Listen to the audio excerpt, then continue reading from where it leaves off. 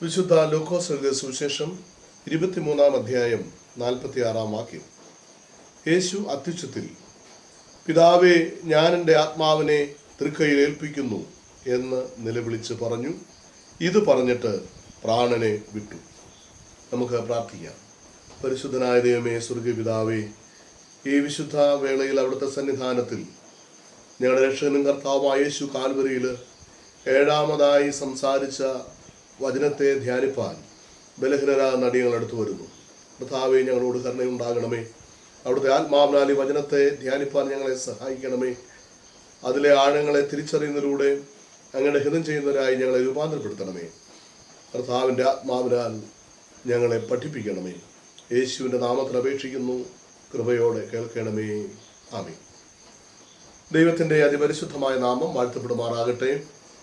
ഈ വലിയ വെള്ളിയാഴ്ച ദിനത്തിൽ കർത്താവിൻ്റെ തിരുസന്നിധിയിൽ നമുക്ക് വേണ്ടി കർത്താവ് കാൽവരിയിൽ പൊഴിഞ്ഞ തിരുവചനങ്ങളെ ധ്യാനിപ്പാൻ ദൈവം ഇടയാക്കുന്ന കൃപയ്ക്കായി സ്തോത്രം ചെയ്യുന്നു. ഇതിൻ്റെ പിന്നിൽ അധ്വാനിക്കുന്ന എല്ലാവരെയും വലിയവനായ ദൈവം ധാരാളമായി അനുഗ്രഹിക്കട്ടെ എന്ന് പ്രാർത്ഥിക്കുന്നു. കഴിഞ്ഞ 6 മൊഴികളിലൂടെ യേശുവിൻ്റെ ജീവിതവും യേശുവിൻ്റെ ജീവനും യേശുവിൻ്റെ സ്നേഹവും യേശുവിൻ്റെ കൃപകളുമെല്ലാം നമുക്ക് തിരിച്ചറിയുവാനായിട്ട് സാധിച്ചു.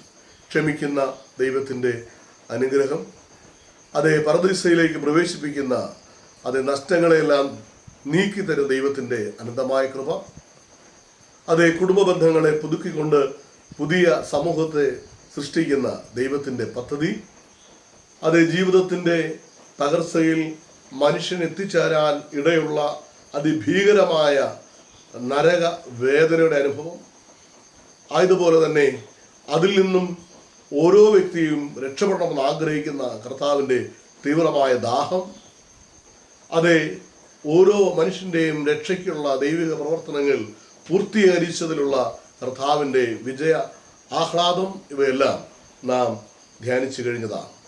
അവസാനത്തെ 7-ാമത്തെ മൊഴിയിൽ കർത്താവ് തൻ്റെ പിതാവിൻ്റെ സന്നിധാനത്തിൽ അവൻ്റെ മുഖത്തേക്ക് നോക്കിക്കൊണ്ട് കർത്താവ് 2 കരങ്ങൾ ആണികളാൽ തറയ്ക്കപ്പെട്ട് അതേ ക്രൂശിൽ തൂങ്ങിയിരിക്കുന്ന വേളയിൽ 2 പാദങ്ങളും ക്രൂശിൽ തറയ്ക്കപ്പെട്ട് രക്തം മുഴുവൻ വാർന്നൊഴുകിക്കൊണ്ടിരിക്കുന്ന വേളയിൽ ശിരസിലൂടെ അതേ ശരീരത്തിൻ്റെ എല്ലാ ഭാഗങ്ങളും തുളയ്ക്കപ്പെട്ടവനായി താർക്കപ്പെട്ടവനായി ഉഴവുചാല് പോലെ ഒഴുകപ്പെട്ട ശരീരത്തിൻ്റെ ആ ദാരുണമായ അവസ്ഥയിലും പിതാവിനോട് വിളിച്ച് തൻ്റെ ആത്മാവിനെ സമർപ്പിക്കുന്ന വാക്യമാകുന്നുവല്ലോ 7-ാമത്തെ മൊഴി. ഈ 7-ാമത്തെ മൊഴിയെ നാം അടുത്ത് ധ്യാനിക്കുമ്പോൾ നമ്മുടെ കർത്താവ് നമ്മെ പഠിപ്പിച്ച സ്നേഹത്തിൻ്റെ തലങ്ങളിലേക്ക് നമ്മുടെ ഹൃദയം എത്തിച്ചേരുകയാണ്. മറ്റൊന്നുമല്ല, കർത്താവ് തൻ്റെ ഉപദേശ തലങ്ങളിൽ, പ്രത്യേകിച്ച് ദേവാലയത്തിൽ വെച്ച് കർത്താവിനോട് ഏറ്റവും മുഖ്യ കൽപ്പന ഏത് എന്ന് ചോദിച്ച സമയത്ത് കർത്താവ് അവർക്ക് അരുളി ചെയ്തത് നാം വായിക്കുന്നുണ്ട്. ഏറ്റവും മുഖ്യ കൽപ്പനയോ, ഇസ്രായേലെ കേൾക്കുക, നിന്റെ ദൈവമായ കർത്താവ് ഏക കർത്താവാകുന്നു. നിന്റെ ദൈവമായ കർത്താവിനെ പൂർണ്ണ ഹൃദയത്തോടും പൂർണ്ണ മനസ്സോടും പൂർണ്ണ ആത്മാവോടും പൂർണ്ണ ശക്തിയോടും സ്നേഹിക്കണം. അതേ സ്നേഹം പൂർണ്ണതയിൽ ആയിരിക്കണം. അവിടെ ആത്മാവ്, മനസ്സ്, അതേ ഹൃദയം, ശക്തി എന്നടങ്ങുന്ന മനുഷ്യത്വത്തിൻ്റെ സമ്പൂർണത ദൈവസന്നിധിയിൽ അർപ്പിക്കപ്പെടണം സ്നേഹമായിട്ട്. അതേ മറ്റൊരു രീതിയിൽ പറഞ്ഞാൽ സ്നേഹം എന്ന് പറയുന്നത് നൽകലാണ് എന്ന് യേശു പഠിപ്പിക്കുകയാണ്. ദൈവം ആവർത്തിച്ച് പഠിപ്പിച്ച സ്നേഹത്തിൻ്റെ ഒരു നിർവചനം തന്നെയാണ് ദ ലവ് ഈസ് ഗിവിങ്. സ്നേഹം എന്ന് പറഞ്ഞാൽ നൽകലാണ്. നമുക്കെല്ലാവർക്കും വളരെ സുപരിചിതമായ യോഹന്നാൻ സുവിശേഷം 3-ാം അധ്യായം 16-ാം വാക്യം. അതെ, തൻ്റെ ഏകജാതനായ പുത്രനിൽ വിശ്വസിക്കുന്ന ഏവനും നശിച്ചു പോകാതെ നിത്യജീവൻ പ്രാപിപ്പാൻ തക്കവണ്ണം അതെ കർത്താവ് ലോകത്തെ സ്നേഹിച്ചു എന്ന് ആ വാക്യം നമ്മളെ പഠിപ്പിക്കുകയാണ്. തൻ്റെ പുത്രനെ നൽകുവാൻ തക്കവണ്ണം ലോകത്തെ സ്നേഹിച്ച ദൈവം. അതെ, ദൈവത്തിൻ്റെ സ്നേഹം നമ്മുടെ ഓരോരുത്തർക്കും സാന്നിധ്യമായി യേശുവിനെ നൽകിയതിലൂടെയാണ് അത് വെളിപ്പെട്ടത്. അവിടെ അവസാനിക്കുന്നില്ല. റോമാലേഖനം 5-ാം അധ്യായം അതിൻ്റെ 5-ാം വാക്യം നമ്മൾ പഠിക്കുമ്പോൾ ദൈവത്തിൻ്റെ സ്നേഹം നിങ്ങൾക്ക് നൽകപ്പെട്ടിരിക്കുന്ന പരിശുദ്ധാത്മാവിനാൽ നിങ്ങളുടെ ഹൃദയങ്ങളിൽ പകർന്നിരിക്കുന്നുവല്ലോ എന്ന് പറയുന്നു. ലോകത്തെ സ്നേഹിച്ച സ്നേഹം പുത്രനെ നൽകുകയാണെങ്കിൽ ലോകത്തിലെ ഓരോ മനുഷ്യരിലേക്കും ആ സ്നേഹം തുളച്ചു കയറുന്നത് പരിശുദ്ധാത്മാവെന്ന ആ ദൈവത്തിൻ്റെ പകർച്ചയിലൂടെയാണ്.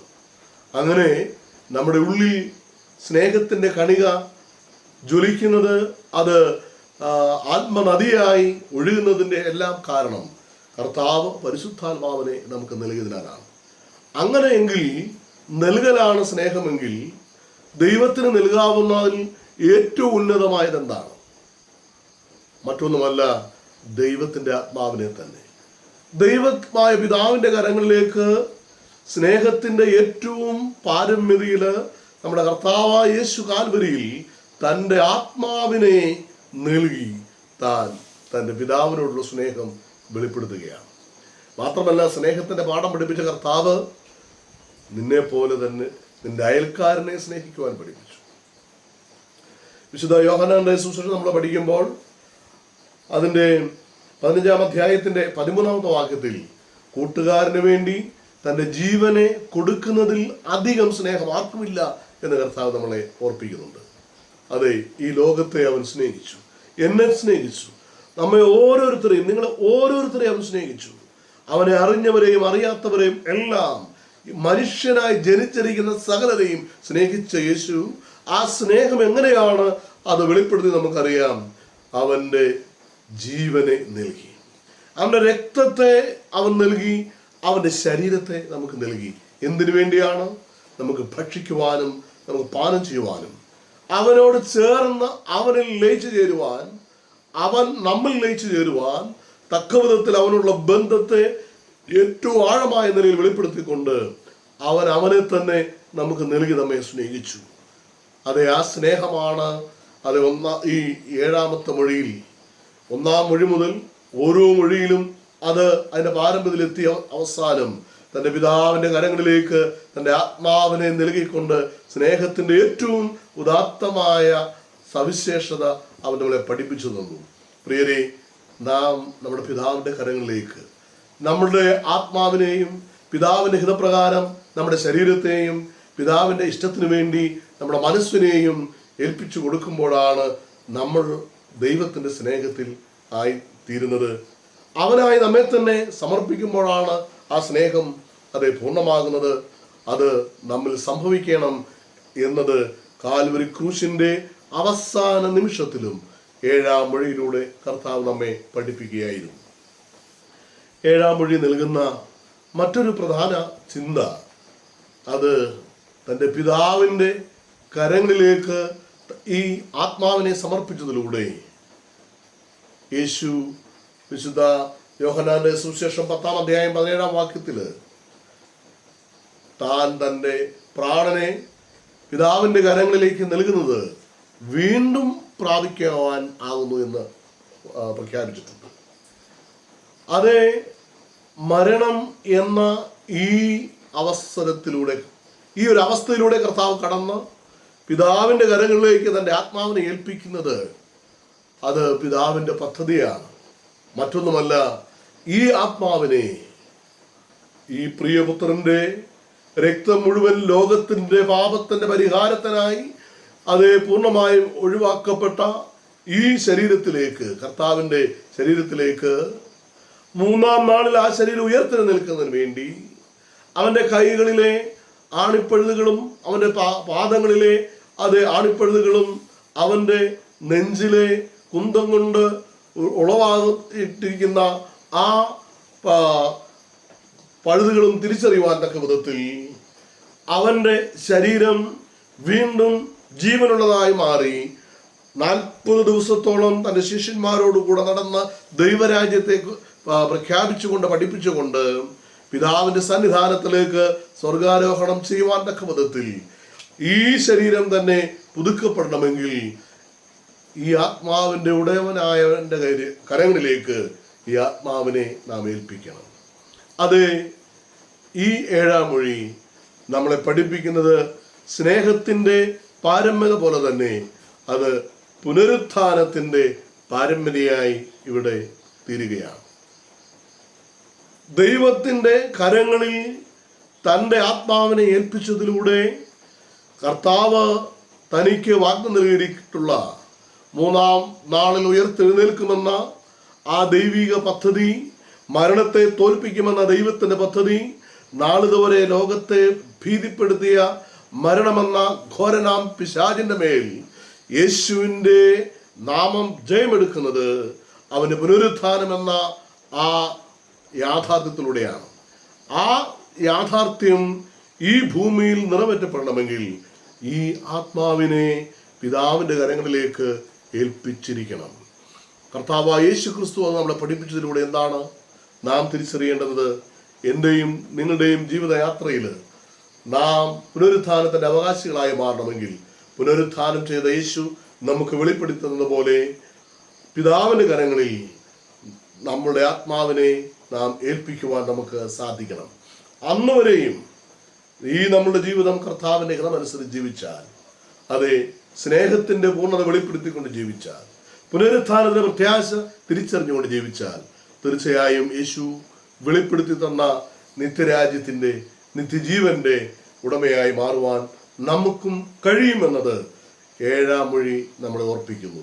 ആകയാൽ സ്നേഹത്തിന്റെ മക്കളായി, പുനരുത്ഥാനത്തിന് പ്രത്യാശയുള്ള മക്കളായി നമ്മുടെ ജീവിതം മുമ്പോട്ട് നീങ്ങുവാൻ, നമ്മെയും നമ്മുടെ ജീവിതത്തെയും വിശേഷിച്ച് നമ്മുടെ ആത്മാവിനെയും കർത്താവിന്റെ കരങ്ങളിൽ സമർപ്പിക്കുന്ന ഒരു ജീവിതത്തിന്റെ ഉടമയായി തീരുവാൻ ഈ വിശുദ്ധ ദിനത്തിൽ നമ്മെ തന്നെ ദൈവങ്ങളിൽ സമർപ്പിക്കാം. നമുക്കൊരു നിമിഷം പ്രാർത്ഥിക്കാം. പരിശുദ്ധനായ ദൈവമേ, സ്വർഗത്തിൻ്റെയും ഭൂമിയുടെയും നാഥനായ കർത്താവേ, അവിടുത്തെ പ്രിയപുത്രൻ്റെ അന്ത്യവചസ് ഞങ്ങൾ ധ്യാനിച്ചപ്പോൾ കർത്താവെ, അവിടുന്ന് ഞങ്ങളെ ബോധ്യപ്പെടുത്തിയ പ്രകാരം അങ്ങയോടുള്ള സ്നേഹത്തിൻ്റെ ഏറ്റവും ഉന്നതമായ ഭാവം ഏത് അവസ്ഥയിലും, വേദനയിലും, മരണത്തിൻ്റെയും പ്രതികൂലത്തിൻ്റെ അവസ്ഥയിലും വെളിപ്പെടുത്തുവാൻ കർത്താവെ, ആഴമേറിയ സ്നേഹത്തെ ഞങ്ങളുടെ ഉള്ളിൽ അവിടെ നിറയ്ക്കണമേ. ദൈവമായ കർത്താവെ, അവിടുത്തെ പുനരാഗമനത്തിൽ ഞങ്ങൾ എല്ലാവരും പുനരുത്ഥാനത്തിന്റെ അവകാശികളായി തീരേണ്ടതിന് ഞങ്ങളുടെ ആത്മാവിനെ കർത്താവിന്റെ കരങ്ങളിൽ സുരക്ഷിതമായി സംരക്ഷിക്കപ്പെടുന്ന ജീവിതത്തിനുടമകളാകുവാൻ അവിടെ ഞങ്ങളെല്ലാം ഇടയാക്കണമേ. അങ്ങനെ കർത്താവെ, മരണത്തെ കീഴടക്കിക്കൊണ്ട് മരണമേ നിന്റെ ജയം എവിടെ, പാതാളമേ നിന്റെ ജയം എവിടെ എന്ന് ചോദിക്കുന്ന ആ വലിയ വിജയ ആഹ്ലാദത്തിന്റെ ഉടമകളായി എൻ്റെ ദൈവമായ കർത്താവ് ഞങ്ങളേവരും മാറ്റപ്പെടുവാൻ, ഈ ലോകത്തെ ആ ഒരു അനുഗ്രഹത്തിലേക്ക് നയിപ്പാൻ അവിടുത്തെ പരിശുദ്ധാത്മാവിനാൽ ഞങ്ങളെ സഹായിക്കണമേ. സകല ഞങ്ങളുടെ കർത്താവായ യേശുവിന്റെ നാമത്തിൽ അപേക്ഷിക്കുന്നു, കൃപയോടെ കേൾക്കണമേ. ആമേൻ.